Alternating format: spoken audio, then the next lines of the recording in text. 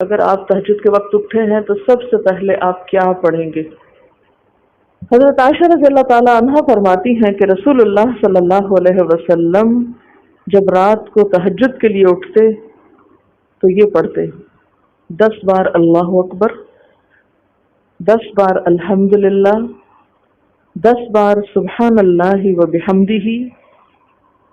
10 بار سبحان الملک القدوس، 10 بار استغفر اللہ، 10 بار لا الہ الا اللہ، اور پھر 10 بار اللہم اعوذ بک من ضیق الدنیا و ضیق یوم القیامہ، میں تیری پناہ میں آتا ہوں دنیا کی تنگی سے اور قیامت کے دن کی تنگی سے۔ اللہم اعوذ بک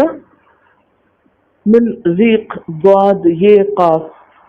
من ضیق الدنیا و ضیق یوم القیامہ، یہ بھی 10 بار۔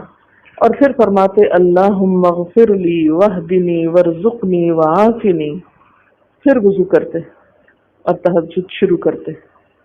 یعنی یہ بھی وضو سے پہلے آپ پڑھ لیتے تھے۔ تو آپ کیا کر سکتے ہیں، جیسے آنکھ کھلی یا بستر پر لیٹے ہیں تو بعض اوقات ایسا ہوتا ہے نا کہ انسان سوچتا ہے اچھا ایک سائڈ پہ سو کے اتنے تھکے ہوئے ہوتے ہیں کہ آپ ایک دم نہیں اٹھ پاتے، حالانکہ آپ صلی اللہ علیہ وسلم کے نیند سے بیدار ہونے کا طریقہ کیا تھا